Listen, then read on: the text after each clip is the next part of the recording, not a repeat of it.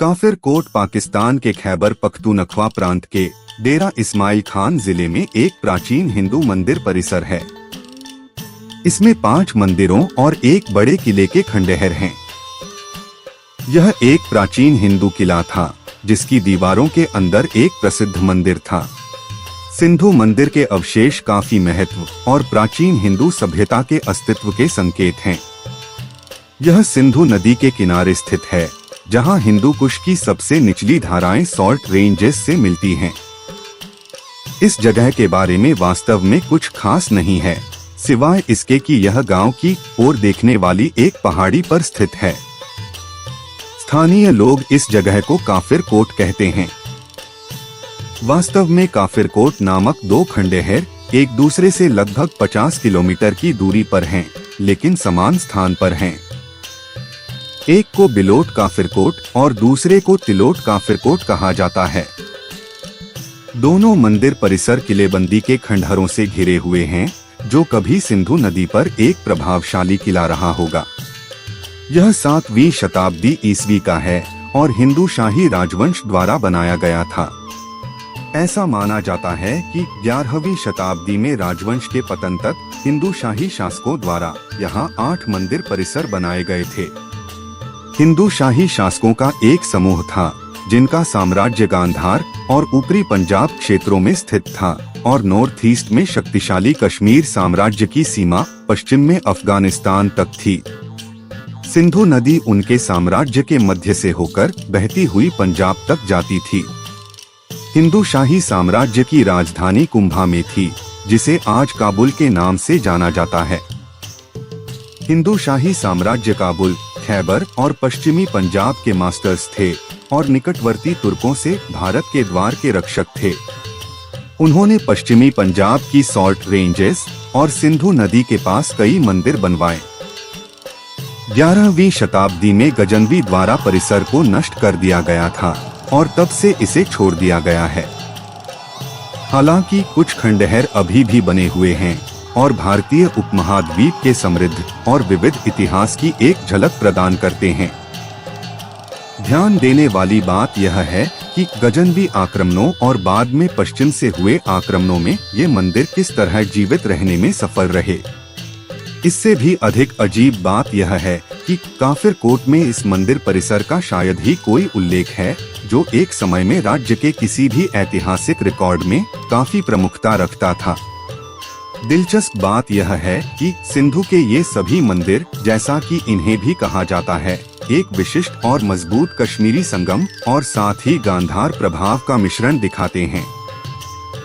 यह याद रखना चाहिए कि कश्मीर स्वयं एक समय कुषाणों के अधीन गांधार साम्राज्य का हिस्सा था। इसलिए हिंदू शाही और कश्मीर के राजवंशों के बीच संबंध थे। पंडित कल्हण ने अपनी राजतरंगिणी में हिंदू शाही राजाओं का भी उल्लेख किया है। वे वैवाहिक संबंधों द्वारा भी कश्मीर साम्राज्य से संबंधित थे।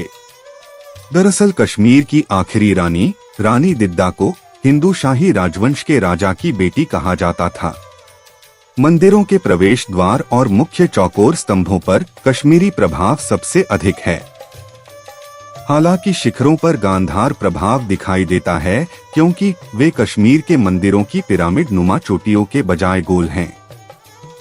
कश्मीर में एक पिरामिड नुमा छत के कारण भारी बर्फ आसानी से खिसक जाती थी और सिंधु के ये मंदिर निचली तलहटी में हैं, इसलिए उन्हें नॉर्दर्न भारत के मैदानी इलाकों की तरह बर्फ के बारे में चिंता करने की जरूरत नहीं है। मियांवाली 1915 के गजेटियर में काफिर कोट मंदिर परिसर का वर्णन इस प्रकार किया गया है। ये किले अत्यंत प्राचीन एवं रुचिकर है।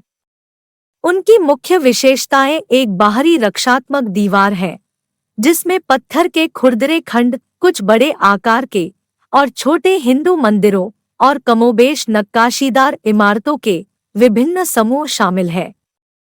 ये एक अनोखे शहद से सजे नीरस रंग के पत्थर से बने हैं, जो आसपास की पहाड़ियों में नहीं पाए जाते हैं, जिनके बारे में कहा जाता है कि इन्हें खुशालगढ़ से नदी से द्वारा लाया गया था।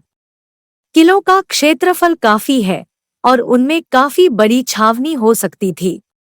उनसे जुड़ी एकमात्र किंवदंतियां यह बताती है कि उन पर अंतिम हिंदू राजाओं तिल और बिल का कब्जा था, लेकिन शासकों और शासितों के सभी निशान अब लुप्त हो गए हैं।